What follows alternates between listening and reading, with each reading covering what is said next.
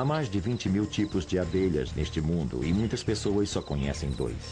Mas este não é um abelhão nem uma abelha comum. O que é?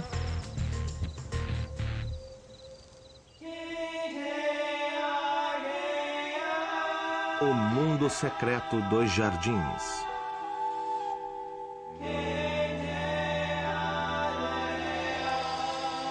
Abelhas solitárias. Distribuição Sinapse.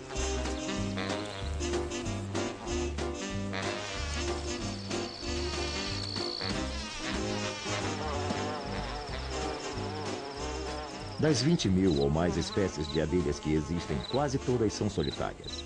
As abelhas solitárias são um grupo muito variado. Há muitos tipos diferentes e não há uma aparência padrão para elas. Muitas têm cores muito vivas, enquanto outras, como algumas abelhas do suor, podem ter uma aparência bem comum, pequenas e acastanhadas. A forma certa de identificá-las é que elas não são abelhas comuns, nem são abelhões como são as abelhas sociáveis. Na verdade, todas as abelhas que existem são solitárias. A maioria é menor que as comuns e os abelhões, simplesmente porque não tem vida longa e é a mesma necessidade de ter nutrientes armazenados para a produção de ovos, por exemplo.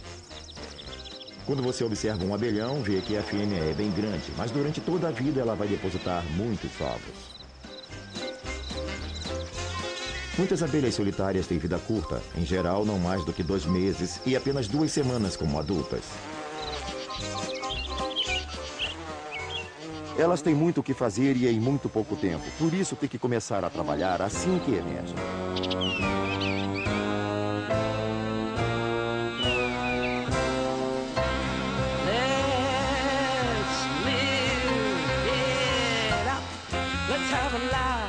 Let's drain the cup, send a telegraph.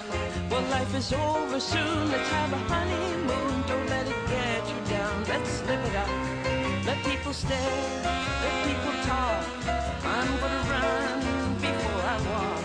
I'm gonna have a ball before my number's called. Don't let it get you down, let's live it up.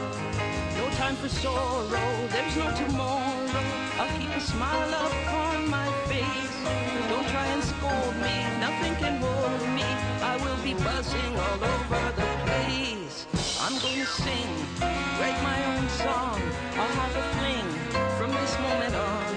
Before the bell is rung, before my swing is swung, don't let it get you down.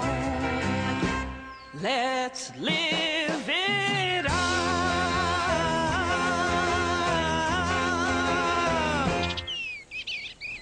Como grupo, as abelhas solitárias têm nome apropriado. Elas passam quase todo o tempo sozinhas buscando alimento. Até mesmo à noite elas se escondem nas flores e vegetações, porque na verdade elas não têm uma colônia para onde voltar. Neste sentido, a vida delas não pode ser muito diferente da vida dos abelhões e abelhas comuns, que dedicam a vida inteira a trabalhar cooperativamente pelo bem da colônia. Se observar a mais complexa sociedade de abelhas, verá que é constituída por abelhas comuns, que são criaturas que formam colônias que costumam durar por anos e anos a fio. O que ocorre fundamentalmente é que uma fêmea estabelece a colônia e produz muitas abelhinhas, que irão crescer e se transformar em operárias especializadas, e essas operárias vão sustentá-la. Ela é protegida por todas essas operárias, que também protegem sua cria. Em outras palavras, assim que os ovos chocam e surge a pupa, as operárias alimentam a pupa. Outras ficam lá fora, esvoaçando para coletar néctar e pólen das plantas do seu jardim e trazendo para dentro da colmeia. Outras ainda têm a função estrita de construir novas células, novos favos de mel, para que a fêmea possa desovar ou para armazenamento de alimento. É uma multidão de operárias diligentes, complexas, interativas, todas a propósito parentes entre si. São todas essencialmente irmãs, filhas de uma só fêmea.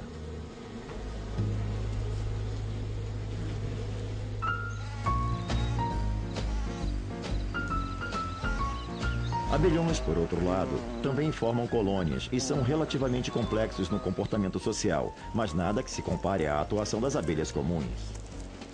A colônia dos abelhões essencialmente dura apenas 1 ano. A cada primavera, as novas rainhas reconstroem novas colônias. Todo o trabalho de construção das primeiras células é feito pela rainha sozinha. Ela deposita a primeira leva de ovos e então tem que sair para buscar alimento, porque assim que os ovos chocarem, ela terá um bando de boquinhas famintas para alimentar.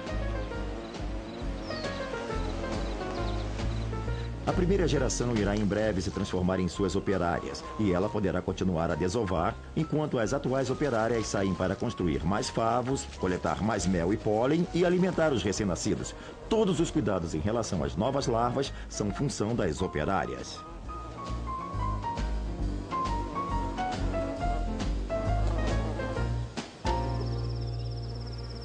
Geralmente há milhares e milhares de abelhas sustentando uma colônia, enquanto há normalmente apenas de 60 a 100 abelhões. E agora compare isso com as abelhas solitárias, onde há de fato apenas uma operária, que é na verdade quem põe ovos. Ela não é uma rainha porque ela não tem uma colônia. Tudo o que faz é desovar numa certa estrutura que ela constrói. O máximo que ela desova é de 12 a 30 ovos e cada um se desenvolve para formar uma nova abelha solitária. Não existe colônia, não existe estrutura complexa, nenhuma operária tem que trabalhar para a rainha ou ajudá-la com sua prole. Aliás, ninguém cuida da prole. A abelha solitária só é responsável por coletar néctar e pólen suficientes para criar uma mistura pegajosa que é depositada no casulo que ela constrói. Ela põe um ovo ali e fecha o casulo. Lá dentro, o ovo vai chocar e prover alimento para o novo ser até que esteja pronto para emergir como adulto.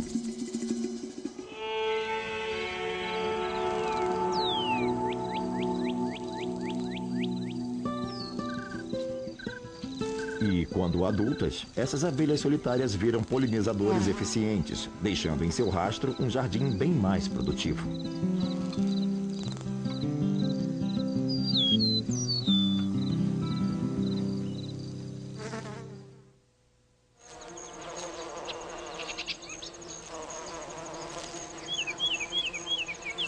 O que não costuma ser bem compreendido é o papel crucial das abelhas solitárias na polinização. Há muitos lugares, por exemplo, onde não se vêem muitas abelhas comuns, e embora haja muitos abelhões espalhados por todo o planeta em regiões temperadas, o número de abelhas solitárias ainda é maior. Existem flores que não chegam a ser polinizadas, pois não há abelhões suficientes para cumprir a missão, principalmente as flores bem pequenininhas de quem os abelhões nem conseguem se aproximar. As abelhas solitárias podem ser muito especializadas, se fixando apenas em poucas espécies de plantas. Plantas da família das azaleias costumam depender de abelhas solitárias para polinizá-las. Essas plantas são frequentemente encontradas dispersas na natureza. O que elas precisam é de uma criatura disposta a viajar grandes distâncias a fim de polinizá-las. Para uma abelha querer viajar essa distância toda, tem que haver alguma espécie de prêmio, uma recompensa ao final. Por isso, as azaleias e plantas da família têm estrutura moldada para a forma, comportamento e tamanho dessas abelhas.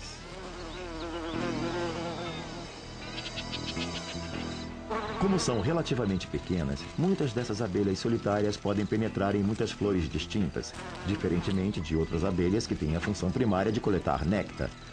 Para a maioria das solitárias, o pólen é uma fonte importante de proteína que as nutre bem e, por isso, elas saem especificamente para coletar grandes quantidades de pólen. Para isso, elas têm estruturas especiais. Algumas têm cestas e pincéis de pólen para que possam varrê-lo e coletá-lo em pequenas estruturas como caixas em seu corpo. Assim, elas trazem grande quantidade de material para seu ninho.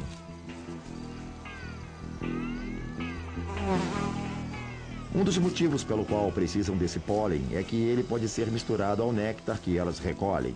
O pólen é realmente muito rico em proteína e o néctar, claro, tem muito carboidrato, sendo, portanto, grande fonte de energia. Combinando o néctar com o pólen, forma-se uma mistura quase perfeita para alimentar a prole.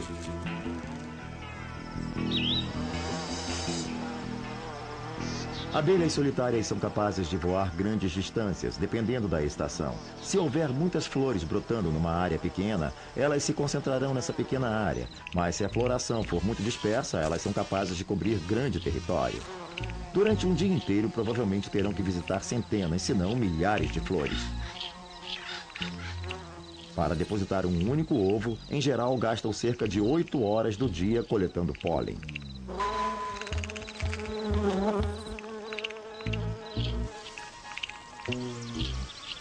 As abelhas solitárias são polivalentes. Em cada flor, elas sugam o máximo de néctar e pólen quanto seja possível, sempre trabalhando com as duas extremidades para maximizar sua eficiência.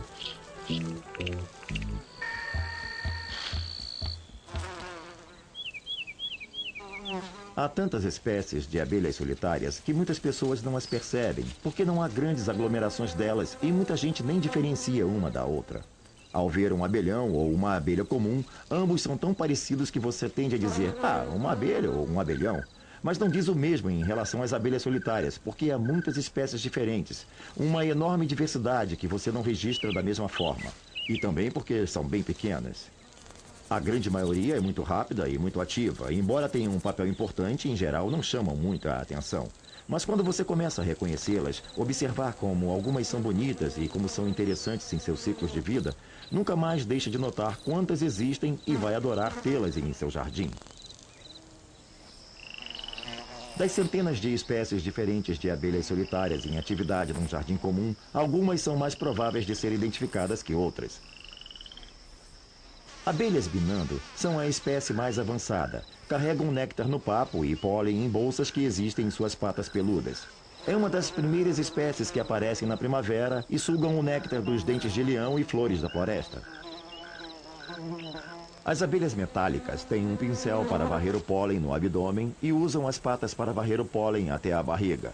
São também incríveis polinizadoras e algumas espécies são até comercializadas para polinizar plantações. Abelhas escavadoras parecem-se muito com os abelhões, mas seus corpos são um pouco menores e suas patas têm um formato bem diferente. Elas têm língua comprida para atingirem as flores e costumam construir seu ninho na terra ou no barro, com uma espécie de chaminé como entrada. A melhor forma de reconhecer alguns dos diferentes tipos de abelhas solitárias em seu jardim é acompanhar seu comportamento. A grande diferença está no material com que constroem os ninhos. As fibras dos pelos das orelhas dos cordeiros podem oferecer um bom isolamento, mas quanto à resistência, nenhum material de construção tem a força e a durabilidade da folha de uma rosa. Provavelmente as mais conhecidas entre as abelhas solitárias sejam as abelhas cortadoras de folhas. Elas deixam rastros em seu jardim.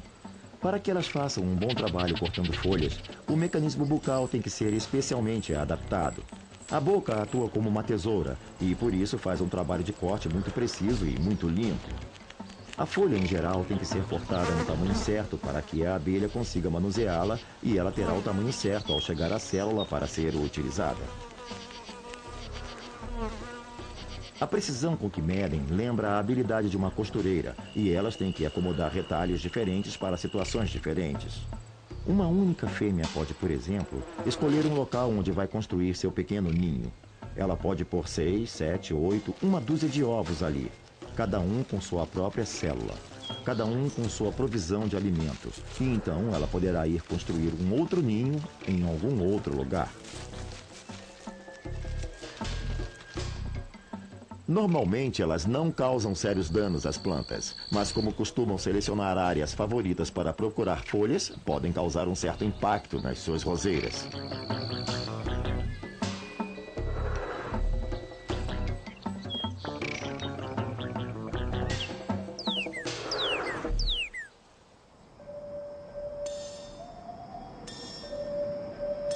Quando o sol se põe, as abelhas solitárias procuram um local seguro para se esconder.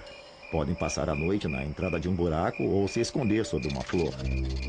Não tem uma colônia para onde retornar, nem irmãs para as cercarem e protegê-las. Então elas passam a noite sozinhas, no frio e expostas em seu jardim, aguardando que a manhã e o calor do sol venham acordá-las.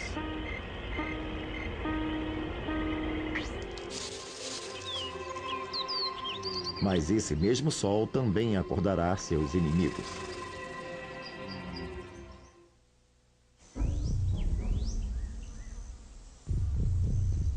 As abelhas solitárias não são criaturas matinais. Custam se aquecer e a ficar ativas, o que as coloca em grande desvantagem.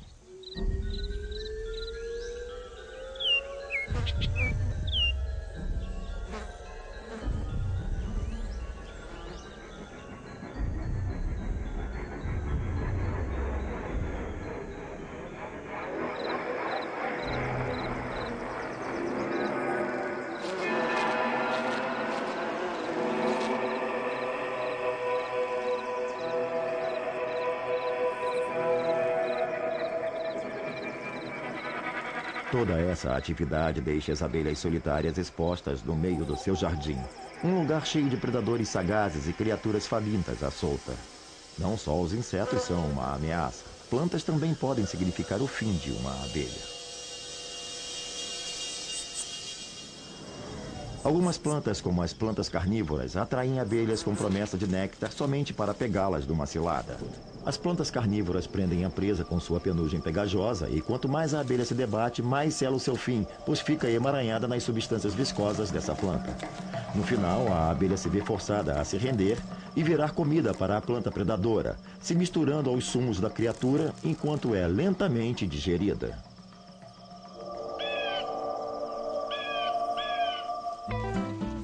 Mas abelhas solitárias não são indefesas. Qualquer jardineiro que já sofreu a irritação causada por abelha do suor enquanto trabalha pode atestar que elas têm um ferrãozinho agudo. E também são excelentes voadoras e por isso são difíceis de se pegar. Costumam voar muito rápido, por isso são mais difíceis de pegar do que, digamos, uma mosca ou um abelhão. O voo do abelhão é absolutamente característico, porque eles têm corpos imensos e não parecem capazes de voar. Então, quando você os ouve, pode quase ouvir a atividade do seu trabalho. Você escuta um zumbido alto quando eles se movem em seu voo, que é bastante lento. Mas os abelhões não temem muitas coisas. Eles é que são temidos e ativos. As abelhas comuns, por outro lado, são voadoras bem barulhentas, porém um pouquinho mais rápidas que os abelhões. Não têm corpo muito grande e podem voar grandes distâncias, mas não voam com a rapidez com que voam as abelhas solitárias.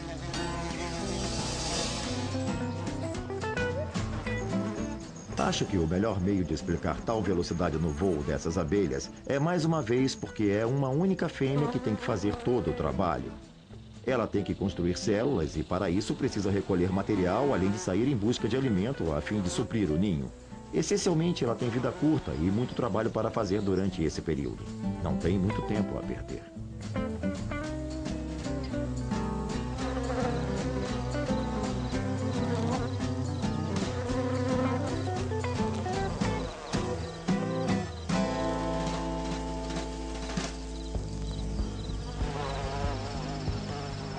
A grande diferença entre as abelhas sociáveis e as abelhas solitárias, contudo, é que as solitárias não têm ninguém com quem se comunicar. Não há outros membros na colônia que tenham saído e voltado para contar onde se deve ir para encontrar fontes de néctar. Uma abelha comum sozinha pode encontrar uma grande fonte de néctar, voltar à colmeia e contar a todos sobre isso e todas saem correndo para lá. As solitárias podem apenas desenvolver uma estratégia de busca que se baseia em ficar procurando sem parar, até encontrar o que precisam. É um tipo de comportamento frenético que faz com que mirem tudo o que pareça disponível. Há uma certa ineficiência nessa estratégia, porque elas não sabem por onde começar e, portanto, têm que cobrir um grande território até encontrar os canteiros interessantes de flores produtoras de néctar.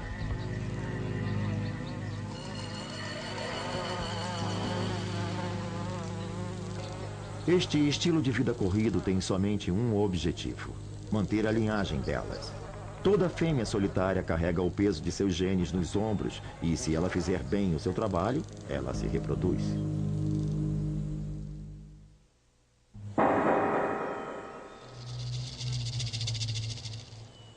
O objetivo primeiro de uma fêmea solitária é suprir sua ninhada, e ela se sujeitará a tudo para assegurar que a prole tenha tudo de que precisa para crescer saudável e forte. Mas a tarefa número 1 é encontrar o local certo para eles. As abelhas solitárias são absolutamente oportunistas. Constroem seus ninhos em quase qualquer lugar. Em geral, começam com um espaço pequeno. Podem usar pequenas cavidades ou fendas em árvores, podem usar pequenos espaços entre pedras ou dentro de bambus que tenham sido fincados na terra para manter a planta ereta. Quase qualquer local pode vir a ser uma casa em potencial para essas criaturas. O que elas procuram é um lugar fora de perigo, onde a cria possa ficar relativamente seca e protegida. Uma forma de estimular a vinda de mais abelhas solitárias ao seu jardim é oferecendo-lhes bons locais para o ninho. Uma das coisas que você pode fazer é pegar um pedaço de madeira e fazer vários furinhos. Mas também uma outra alternativa é pegar um montinho de palha ou pedaços de bambu, juntá-los, talvez colocá-los dentro de um tubo com as extremidades abertas, que isso vai virar um belo local para elas se estabelecerem. Claro que tendo mais abelhas solitárias, você pode ter certeza de que terá maiores níveis de polinização, talvez maior produção de frutas, maior produção de sementes, basicamente um jardim mais produtivo. Se você fizer isso, elas virão. Novas espécies de abelhas solitárias aparecerão em cena por toda a primavera e o verão. Cada uma delas chega pronta e disposta a trabalhar no seu jardim.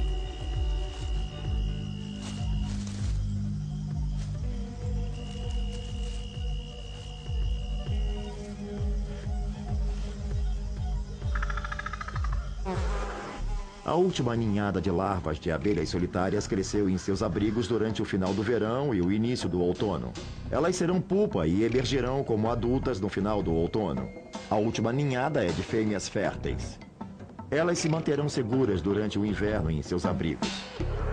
E esperarão entre as paredes desse refúgio o inverno passar e o convite da primavera para que venham para o jardim e comecem o ciclo todo novamente.